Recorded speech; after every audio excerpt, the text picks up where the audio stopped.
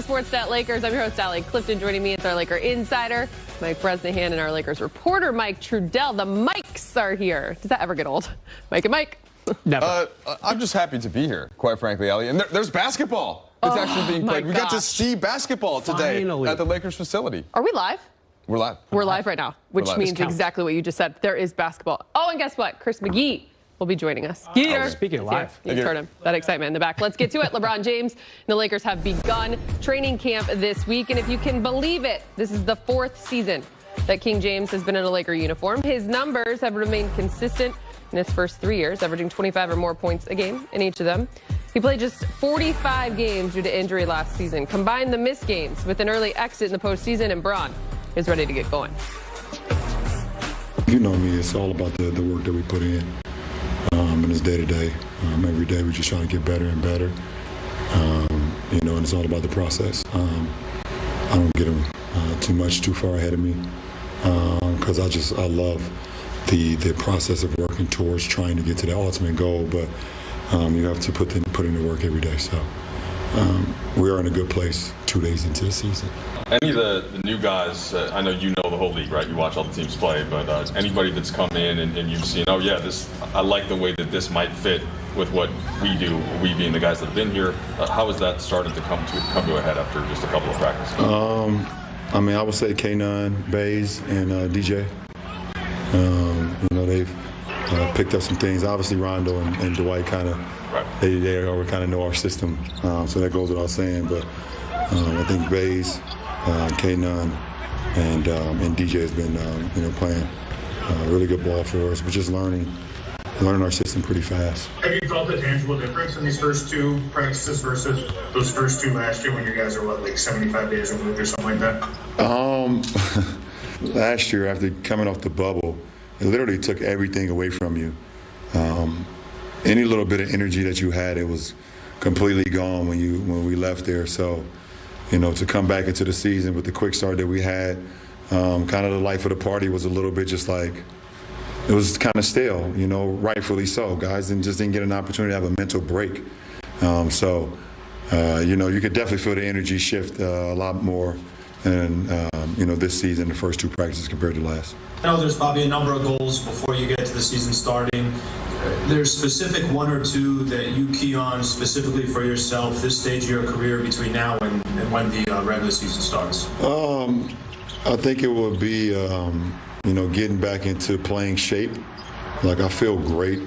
I got my body in, like I said, the best possible chance to be in the best shape I can be, but there's no simulation for once you get out on the floor and you start going 5-on-5. You got other grown men leaning and bumping on you and, hanging on you and things of that nature. So getting my win, that's one, and then getting my rhythm while long as still doing that. So, obviously, we talk with the coach, with Coach Vogel, talk with Mike Mancias and the training staff on, how we, balance out the preseason, things of that nature where I can get some rest, but at the same time get in rhythm, get my wind too. So, but my wind and my rhythm is most important for me.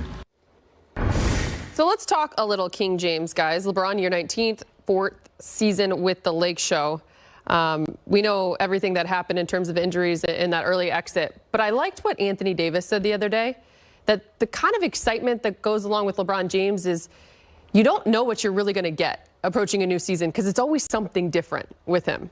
So what are you anticipating for LeBron this season? Well, so I think with LeBron, he, not today, but the second that they traded for Russell Westbrook, or probably even before, right? He had started to think about what that might look like.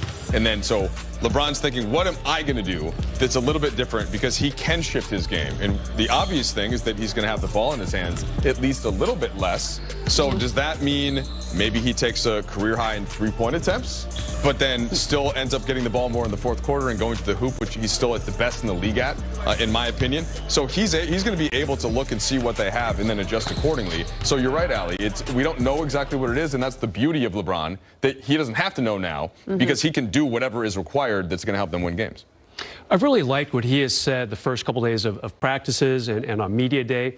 He said, look, the bubble took a lot out of me. You know, he was very frank about it. He said, I was exhausted after that, and why not? You completely understand it.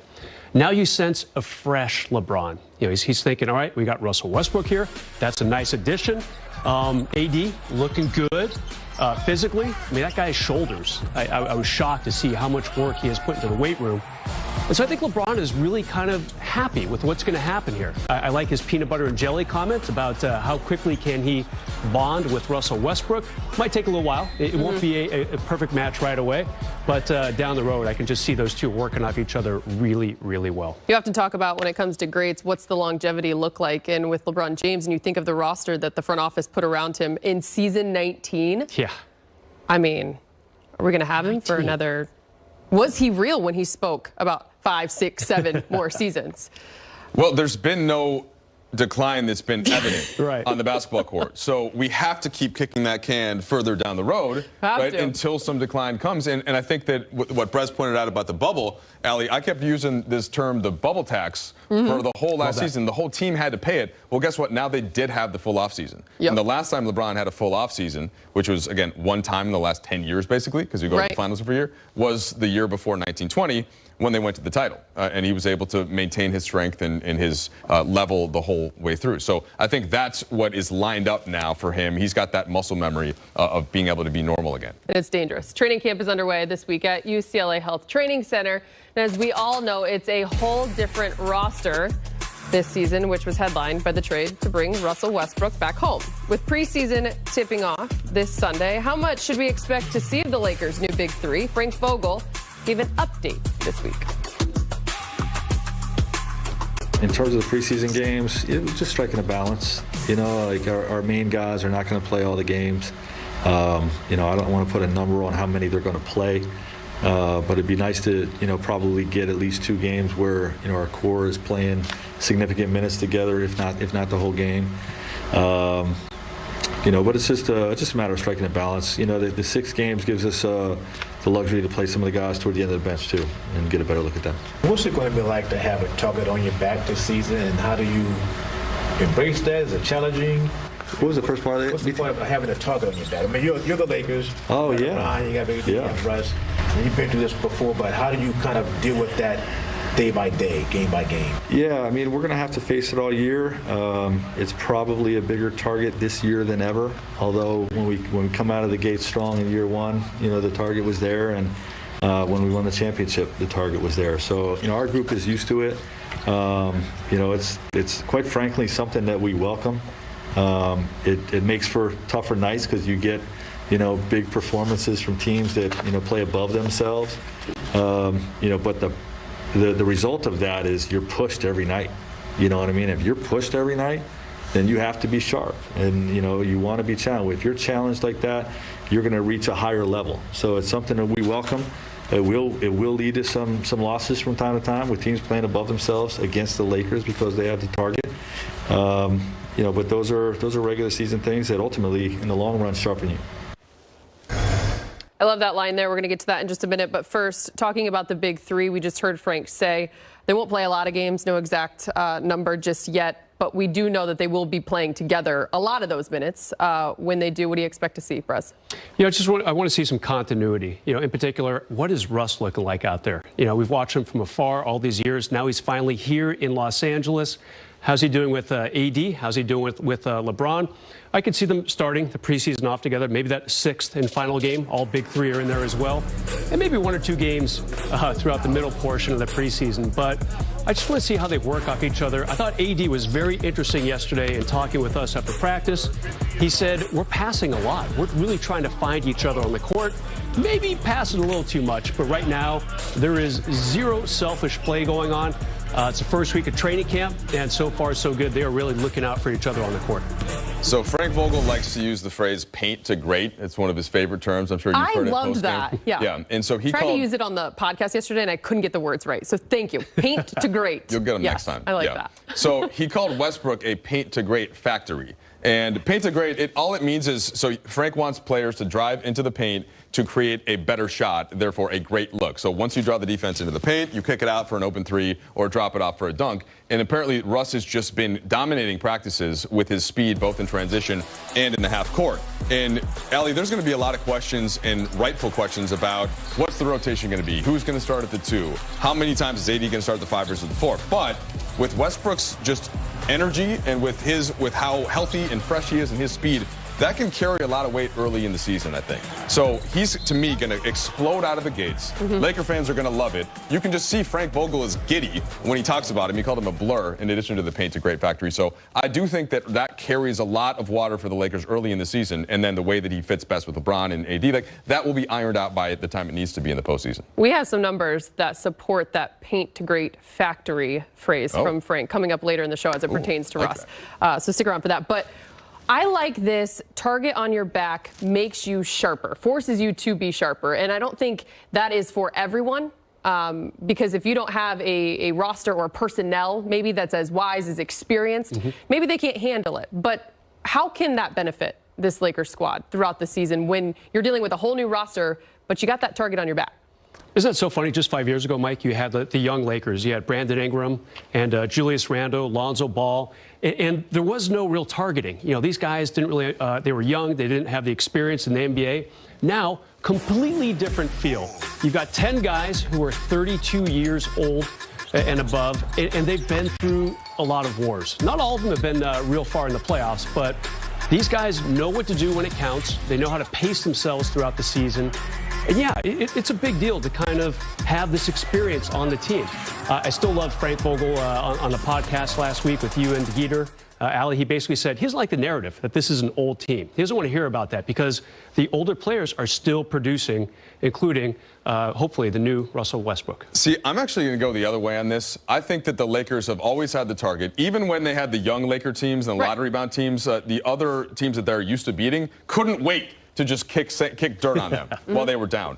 Then because they're the Lakers. Well, and because the Lakers have been so successful over the years and all of it, the glamour, the national TV games, all of it. But then Anthony Davis comes in, and you have that same level, I think, after the trade in New Orleans. This year, they're somehow, with all the talent in this roster, I think they've convinced themselves that they're somehow being disrespected. Everybody's calling us old, and that's great for them. So, like, again, with 3 superstars, LeBron and AD healthy, Russ comes in super excited, they've got plenty of talent behind them, and yet they're not like, oh, the automatic pick to win the West or to get to the finals or anything. And so I think they can actually use that, and the target isn't as big as it should be, as opposed to the more succinct way to say it. To each his own, basically, is what you're saying right there. Them right here on Spectrum Sportsnet. You got the Brooklyn Nets coming up first. That is Sunday, 12:30. Our show is going to kick off at 11:30. Then it's followed by the Suns and the Warriors. Suns and Warriors again, and then the Sacramento Kings. Lakers close out the preseason against the Kings on October 14th. So then it's the real thing. The real thing. Big games. Time for Rank 'em. Love this game. You invented it. Top 3 things you're most excited about in the preseason. Mike, not the whole thing. Just these next couple weeks. Okay. Well, you didn't stipulate that before, Peter, but my answer is going to be the same. It's going to be LeBron's 19th season, but I guess just preseason based on Geeter's new rules. Okay, you can say it could be the season. It could be the season. Geeter, I don't think we quite appreciate Mike. that LeBron is doing a completely unprecedented thing in the NBA. He is still, I mean, some people try to make arguments for Durant or Giannis, that's about it, but he's right there, either 1, 2, or 3. And that's just insane. So, yes, everything else, we'll get to what I have above that, but we just have to respect what LeBron has done, what he's built, where he is in his career, and I'm just excited to see the level maintain itself like nobody else. It's crazy that in his 19th season, if there was one game you had to win, most people would still pick LeBron James as the #1 pick. That's crazy. Yeah, absolutely. Braz, what's number 3? I'm going to stick more with your preseason guidelines and say who's going to be the center once the real games begin just a few weeks from now. Will it be Anthony Davis? And I know a lot of people are talking about this. I'm not entirely thrilled about this storyline. Thus, it's 3 and not 2 or not 1. Because AD is going to finish all the games at center. I think we're all pretty aware of that. But say he's not going to be starting at the 5 on opening night or in some of these preseason games. Will it be Dwight? You know, did the coaches say, you've been a backup the last 2 years? Time to go back into the starting lineup. Or will it be DeAndre, who actually started more than half of his games with Brooklyn last season, but a lot of DNPs down the stretch with the Nets? Appreciate you following the preseason guidelines. Yeah. I mean, hate to throw you off there, Mike. Yeah. Your answers still work, though. They still work. It's not that hard. Frank. Yeah. Frank. So, Number two. This can be applied to the preseason for sure. Okay. And that's Russell Westbrook. Yeah, making his debut. He's pretty good. So, Gator, you're pretty good at hyping up people around you. Yes. Okay. Weddings, you're available for the right price. Yes. You know, It's amazing. Unless it's a close friend. Intros, whatever you need. Intro, whatever. And Russell Westbrook, just watch what he does at Staples Center on Sunday. I don't know what it's going to be this year, but typically there's some sort of sprint directly into the corner of the court. Then he will smash his chest 3 or 4 times and just scream up at the crowd. It's fun, and it will get people hyped. And then it's like, oh, yeah, he's one of our own for all the Angelinos. That's what's and going to be Laker really fans fun. worldwide. I So, know. Yeah. The 22nd, I can't wait to see just the response he gets from the crowd. It's going to be really Shout cool. out to when that real thing starts. Brez, what do you got for number 2? Was that okay, Gator? Or do You know what? Okay, it's fair. I enjoyed it. I like how you tailored it, True. That's nice. Yeah. Another lineup question. We've discussed it a lot during the offseason. Who starts at shooting guard? Lots of different options. Like At least today. Yeah, at least 5 or 6 probably. I mean, I could see Wayne Ellington. I've kind of been touting him throughout most of the offseason. There he is right there. I don't want to see a lot of layups from him necessarily. More like threes and stuff. That guy right there, Kent Bazemore, a good two-way player. I can see why he could get the starting nod because he plays D, and of course he can stroke it behind the three-point line. But just a lot of different options. Malik Monk, if he gets on a hot streak like he did halfway through the season last year with Charlotte, he could also maybe be a part-time starter. But anyway, shooting guard, my number 2. Frank has choices. Tons. Frank has choices. Mike Trudell, number 1 thing you're looking forward to preseason / regular season? You know, Gator, what I'm so happy about is this answer applies to the preseason and the regular season. Nice job. And that is the return of the fans. Guys, I don't know how much I can emphasize it. I would be texting you. We talked about it in the postgame shows last year. It was just so weird being in Staples last year without the fans. It's this huge cavernous building, and it's the place where, I mean, I didn't talk about it. LeBron certainly did. Yeah. The lift that you get from having a full fan base in there, which is what we're expecting right now, right, with proper vaccination and such. So that, to me, has to be the biggest thing that we're excited about. Took a little of your soul last year, didn't it? It was hard being. It was hard. So it was hard. Yeah, it was. And the players felt it. Yeah. They really did. Meanwhile, Utah had a near sellout stadium. So, yeah, it's going to be a lot different this year. Brez, maybe get you out of the studio once in a while. And How about that? It's been so long. I can't wait. By the way, walking onto the court today at the training facility to watch them practice felt First time in a year and a lot of half, right? oxygen. Yeah, great stuff. Brez, number 1, are you excited? The Russ effect. And I'm with Trudell on this. It's pretty important here. I want to see a couple things. First of all, the Lakers last season, 21st in pace. Mike, you already talked about how he's been a blur up and down the court already in the first week of practice. I think they will move up from 21st in pace. Washington, by the way, his team last year, number 1 in the entire NBA in pace. So I think he's going to push it. I can't wait to see how he gels with his new teammates. And, it's one of those guys you're always kind of like, this guy is pretty special, pretty fun to watch. And now he is with the Lakers. We'll see him every single night, guys. Appreciate you guys respecting the game that I invented. Playing it. You patented to the best of your ability. It was second best in the league by Trae Young. Trudell, I told you we had some stats. So plenty of easy ones could be coming for the Lakers bigs, especially AD, who spoke alongside Westbrook on how he is feeling after a full offseason. All of us feel great. We feel good. We're flying up and down the floor. Where we kind of took it slow last year because we had that short offseason. But me personally, I feel great. Body feels great. Ready to go. Rondo said that when you guys are on the floor, you guys want to destroy each other. How do you see that competitive level manifest in this practice? We got a bunch of guys in this league that's been competing for a long time, and it's the reason why a lot of these guys are Hall of Famers. And having a competitive spirit is a part of our practice, part of our DNA. It's going to be a part of our team and our mindset and pushing each other each and every day.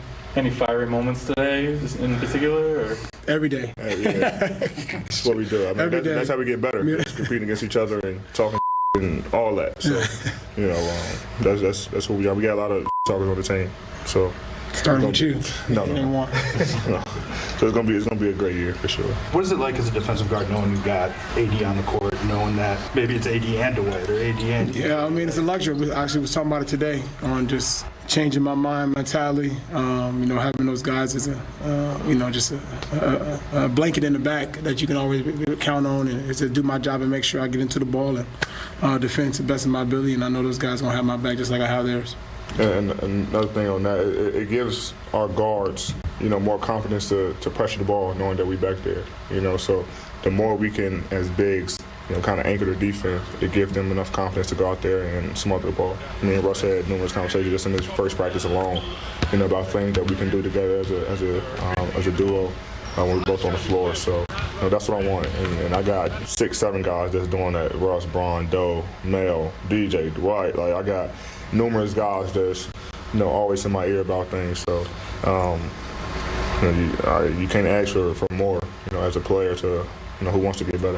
Whenever superstars get together, sacrifice gets thrown around a lot as a term. What ways do each of you need to adjust your games, or what kind of sacrifices do you see yourselves making to make this all have the ultimate payoff? Just in this first practice, we passed up a lot of shots, to find the next guy. That might be over-sacrificing, but, we try to make the right plays. But I don't think anyone on this team have an ego. No one on this team is trying to be selfish, and it looks good on the floor for the first day. Guys are doing the right things, making the right plays, and most importantly, guys are coming to work.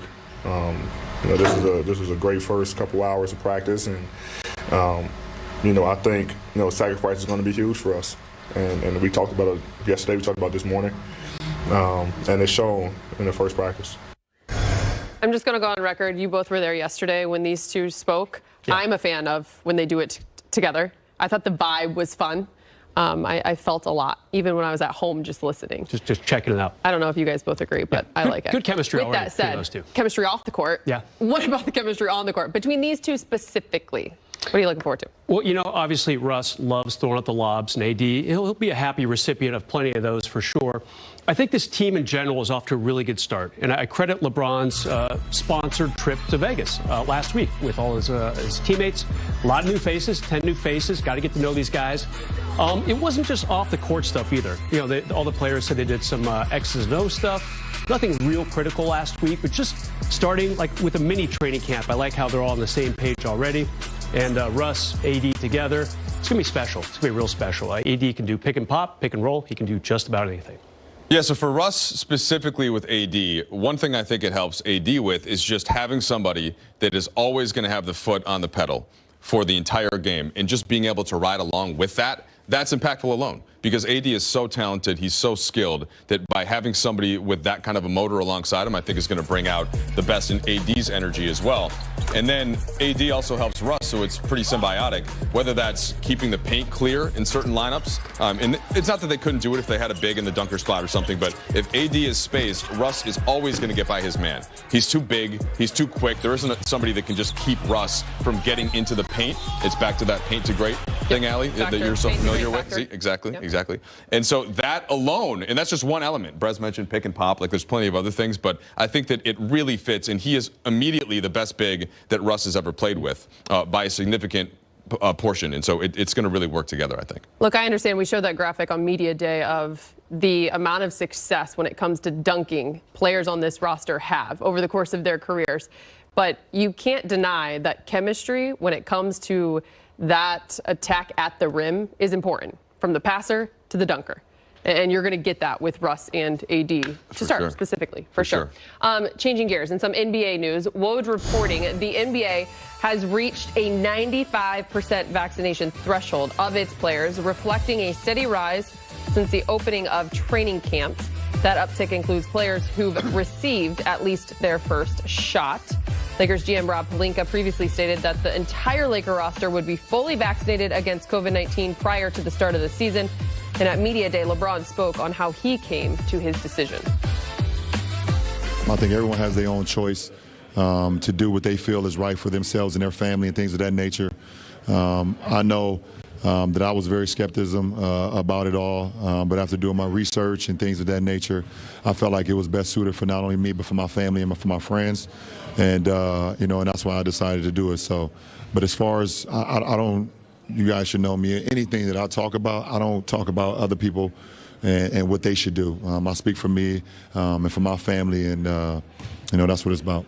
when the vaccine first came out, I felt like it was, kind of forced on me, and I'm not a person that responds well to that, it just kind of put the shell around me. I kind of fought it off a little bit. My body didn't really, I'm a big energy person. I didn't really feel the right energy towards it, but, I had a good call with Rob Pelinka, and, he laid it down to me in the most, the most fairly honest way that I ever heard. And to pass up an opportunity like this, to be on a roster with so many greats, especially during my era, it'd be a hard opportunity to pass up. Every man in this league is a grown man to have their opinion to do what they want to do. For us as a team, we focus on ourselves and what we can do as an organization. And, I think everybody on the team is vaccinated, if I'm not mistaken. And we all have families. I personally did it for my family. I have, at the time, I had one child, now I have two. My parents was coming around. I had people coming in and out of the house, working, and things like that. Me traveling on the road. I just wanted to make sure I was always protecting my family, and that's first and foremost, and myself, and everyone else around me. And I feel like everyone on the team feels the same way. Shams tweeting this on unvaccinated individuals, saying NBA spokesman Mike Bass, any player who elects not to comply with local vaccination mandates will not be paid for games that he misses.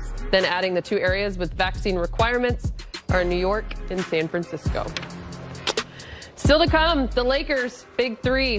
They're ready to get going. And it all starts in the preseason. Up next, some of our favorite plays from preseason's past. Plus, DeAndre Jordan is back in LA, but this time he's wearing the right jersey. Up next, Geeter goes one-on-one with DJ.